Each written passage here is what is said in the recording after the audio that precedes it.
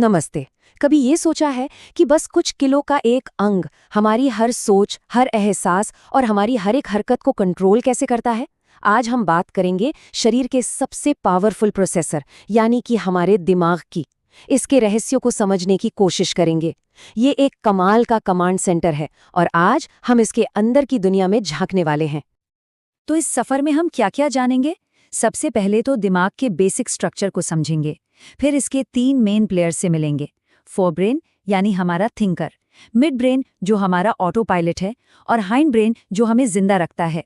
और आखिर में हम देखेंगे कि ये पूरी टीम एक साथ मिलकर काम कैसे करती है। तो चलिए एकदम बेसिक से शुरू करते हैं। ये समझने के लिए कि आखिर ये अंग इतना खास क्यों है, पहले ये जानना जरूरी है कि ये असल में है क्या।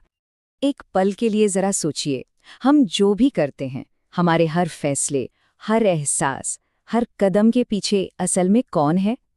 सवाल सुनने में तो बड़ा सीधा सा लगता है, पर इसका जवाब उतना ही गहरा है, जो सीधा हमारे होने के वजूद से जुड़ा है। और इसका जवाब है हमारा दिमाग। ये सिर्फ मांस का एक टुकड़ा नहीं है, ये हमारे शरीर का कमांड सेंटर है। मतलब ये हमारे नर्वस सिस्टम का बॉस है, जो हमारे सोचे समझे फैसलों से लेकर हमारी चलती हुई सांसों तक सब कुछ एक साथ मैनेज करता है। अब इतना कॉम्प्लेक्स कमांड सेंटर है तो इसे समझना थोड़ा मुश्किल लग सकता है। तो इसे आसान बनाने के लिए हम इसे 3 मेन हिस्सों में बांटेंगे, ठीक वैसे ही जैसे साइंटिस्ट्स करते हैं। इससे इसकी कमाल की पावर्स को समझना आसान हो जाएगा। तो ये 3 हिस्से हैं, फोरब्रेन यानी हमारा थिंकर, मिड ब्रेन हमारा रिफ्लेक्स कंट्रोलर और हाइंड ब्रेन हमारा लाइफ सपोर्ट सिस्टम। हर एक का अपना यूनिक रोल है, तो चलिए एक एक करके इनसे मिलते हैं। तो सबसे पहले मिलते हैं हमारे दिमाग के सीईओ से, फोरब्रेन।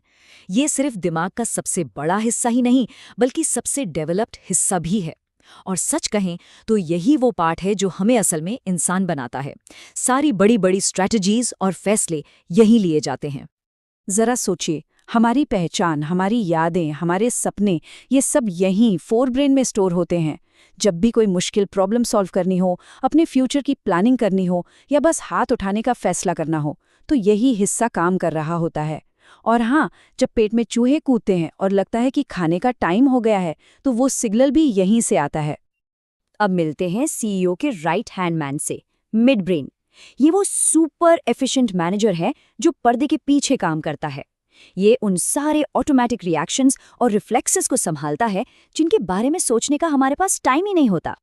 कभी ध्यान दिया है कि कैसे आंखों की पुतलियां अंधेरे कमरे में जाते ही फैल जाती हैं, या कैसे किसी तेज आवाज की तरफ पलक झपकते ही गर्दन घूम जाती है? ये हमारे सबकॉन्शियस सुपर रिफ्लेक्स हैं, और इसका क्रेडिट जाता है मिड ब्रेन को, जो हमें सेफ और अलर्ट रखता है। और आखिर में अब हम आते हैं दिमाग के सबसे पुराने और सबसे बेसिक हिस्से पर, हाइंड ब्रेन। इसे हमारे शरीर का इंजन रूम कह सकते हैं, जो चुपचाप उन सभी जरूरी कामों को चलाता रहता है जो हमें हर पल जिंदा रखते हैं। इस इंजन रूम के 3 मेन कंपोनेंट्स हैं। पहला है सेरिबेलम, जो बॉडी को सीधा रखता है और बैलेंस बनाए रखता है। फिर है पॉन्स, जो हमारी सांसों को कंट्रोल करने में मदद करता है। और मेड्यूला, ये सबसे जरूरी है, जो दिल की धड़कन और सांस लेने जैसे काम कंट्रोल करता है। ये वो वर्कर्स हैं जो कभी छुट्टी नहीं लेते। ये पक्का करते हैं कि हम सोते हुए भी जिंदा रहें।